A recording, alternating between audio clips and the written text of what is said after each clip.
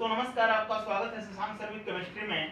10th के Hindi medium और English medium के बच्चे जरा ध्यान दें। हम लोग केमिकल फार्मूला कैसे बनता है इस चीज पर ध्यान दे रहे थे और हमने आपसे कहा था कि कभी भी अगर आपको केमिकल फार्मूला बनाना होता है, यानी कोई भी केमिकल फार्मूला अगर बनाना है तो सबसे पहले आप क्या करते हो कि केमिकल फार्मूला को बनाते समय हम एक चीज ध्यान देते हैं कि प्लस और माइनस पर ध्यान दिया जाता है, क्योंकि प्लस और माइनस वाले ही मिलकर के आपके केमिकल फार्मूला को जनरेट करते हैं जो कि साल्ट के फॉर्म में होते हैं। साल्ट का मतलब लवण कहा जाता है, तो आपको इतना ध्यान देना है कि लवण में एक प्लस में होता है, दूसरा किस में होता है, माइनस में। और अक्सर देखा गया है कि किसी भी साल्ट में जो लेफ्ट साइड में होता है वो आपका बेसिक रेडिकल होता है और जो राइट साइड में होता है वो एसिड रेडिकल होता है।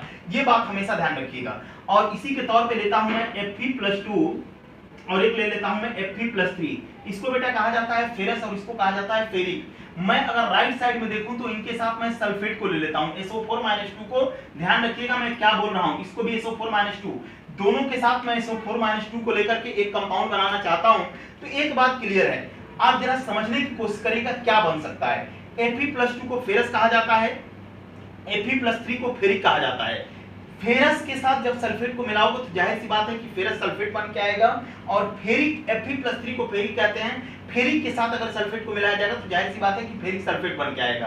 तो मेरे कहने का मतलब है कि बनेगा कैसे, तो जाहिर सी बात है कि Fe+2 की वैलेंसी SO4 में जाएगी और SO4 की वैलेंसी Fe में जाएगी, तो ये दोनों क्या हो जाएंगे, कैंसिल हो जाएंगे और फार्मूला बहुत सिंपल से रूप में बन के आएगा FeSO4। और इसको क्या कहा जाता है, फेरस सल्फेट कहा जाता है। और याद रखिएगा इसका कलर ग्रीन होता है और इसको हम लोग हरा कशिश कहते हैं हिंदी में, और इंग्लिश में ग्रीन विट्रायल कहा जाता है। ये पॉइंट हमेशा याद रखिएगा।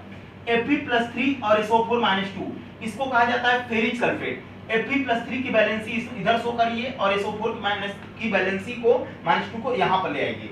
जब यहां पर ले आओगे बेटा तो आपका फार्मूला क्या बनेगा, Fe2SO4 का होल थ्राइस। और बहुत सिंपल सा फार्मूला आपके पास बन गया फेरस सल्फेट और फेरिक सल्फेट। और एक बात और ध्यान रखिएगा कि जो हमारे पास फेरस सल्फेट है और फेरिक सल्फेट है, आप लोगों को अच्छी तरह पता है कि जब आप लोगों ने देखा था कि फेरस सल्फाइड FeS जब H2SO4 के साथ रिएक्शन कर रहा था डाइल्यूट H2SO4 के साथ, तो आपको याद होगा कि जब फेरस सल्फाइड की हम रिएक्शन H2SO4 के साथ करा रहे थे सल्फाइड की, तो उस समय FeSO4 भी बन रहा था और इसके साथ एक गैस निकल रही थी जिसको H2S बोलते हैं। H2S का मतलब होता है हाइड्रोजन सल्फाइड, इसकी गंध काले नमक की तरह होती है। तो मेरे कहने का मतलब यह है कि फेरस सल्फेट अगर कभी भी पूछा जाए कलर कैसा होता है तो बता दीजिएगा हरे कलर का होता है, जिसको ग्रीन विट्रायल कहा जाता है। एक कंपाउंड और ले लेता हूं मैं Cu+2 और इधर ले लिया मैंने SO4-2। अब आप खुद देखिए, इसकी वैलेंसी यहां शिफ्ट करिए, इसकी वैलेंसी यहां पर शिफ्ट करिए, दोनों कैंसिल हो जाएंगे। कॉपर सल्फेट नाम हो जाएगा इसका। इसका नाम क्या हो जाएगा, CuSO4। और CuSO4 भी एक कॉमन साल्ट होता है जिसको कि ब्लू विट्रायल कहा जाता है। इसका कलर नीला कलर का होता है, याद रखिएगा नीला थोथा बोला जाता है हिंदी मीडियम। नीला थोथा या ब्लू विट्रायल के नाम से आते हैं, जिसको कॉपर सल्फेट कहा जाता है, इसको फेरस सल्फेट कहा जाता है, इसको फेरिक सल्फेट कहा जाता है। अगर मैं यहीं पर एक कंपाउंड लेता हूं Sn+2 और Cl-, आपको अच्छी तरह पता है Sn+2 को कहा जाता है स्टैनस। क्या कहा जाता है, स्टैनस। और Cl- को कहा जाता है क्लोराइड। तो एक बात क्लियर है कि जब Sn+2 और Cl- आपस में मिलेंगे तो स्टैनस क्लोराइड बनेगा। क्या बनेगा यहाँ पर, स्टैनस क्लोराइड। तो आपको अच्छी तरह पता है कि Sn की वैलेंसी को यहाँ शिफ्ट करिए और इसकी वैलेंसी को यहाँ पर शिफ्ट करिए। क्योंकि -1 में है तो लिखा नहीं जाएगा, तो फार्मूला हमारा क्या बन जाएगा, SnCl2। और SnCl2 को क्या बोलते हैं, स्टैनस क्लोराइड। क्या बोलते हैं इसको, स्टैनस क्लोराइड। तो इस बात को दिमाग में रखिएगा कि कैसे मैं फार्मूला को जनरेट करा रहा हूं। मैंने Sn+2 किया है, Sn+2 का मतलब स्टैनस होता है, Cl- का मतलब क्लोराइड होता है। मैंने आपसे कहा था कि जब Cl केवल लिखा रहे तो इसको क्लोरीन पढ़ते हैं, जब Cl- लिखा रहे तो इसको क्लोराइड कहा जाता है, और जब ये Cl2 हो जाता है तो इसकी वैलेंसी 0 हो जाती है और केवल ये क्लोरीन के मॉलिक्यूल के रूप में बच जाता है, जिसको क्लोरीन अणु कहा जाता है। अब इसी तरीके से अगर हम आगे देखें Sn+4 के साथ देखता हूं मैं जरा।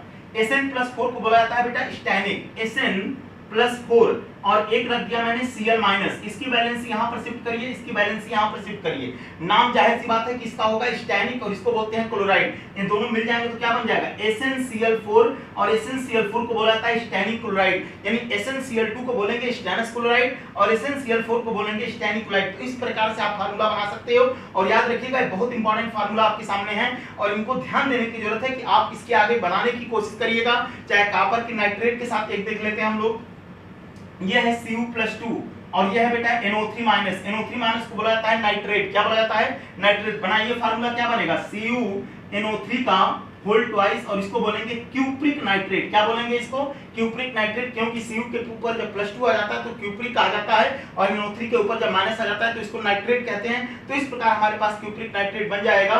तो इस तरह से फार्मूला को बनाने की कोशिश और आगे आप लोग करिएगा, जितने भी आपके पास रेडिकल हैं उनको मिलाकर की कोशिश करिएगा कि बन जाए। और इतना ध्यान रखिएगा, जब तक ये कोशिश करिए जब तक आपको याद हो जाए, क्योंकि एसिड रेडिकल एक बेसिक रेडिकल याद करते रहिए और कोशिश किया करिए कि हम किसको किस में मिला के बना सकते हैं। जैसे एग्जांपल के तौर पे मैं लेता हूं CH3COO- और Na+। मैंने आपसे कहा था ये कट जाएगा और बन जाएगा CH3COO Na। इसको सोडियम एसीटेट कहा जाता है। और याद रखिएगा ये ऑर्गेनिक कंपाउंड में आता है, सोडियम एसीटेट बोलते हैं इसको। क्या बोलते हैं इसको? Sodium acetate. एसीटेट का मतलब कि CH3। और एक बात और ध्यान रखिएगा, जब आप लोग देखते हो CH3COO- और H+ होता है तो हम इनको मिला देते हैं तो क्या बन जाता है? CH3COOH। और आपको अच्छी तरह पता है कि एसिटिक एसिड बन गया।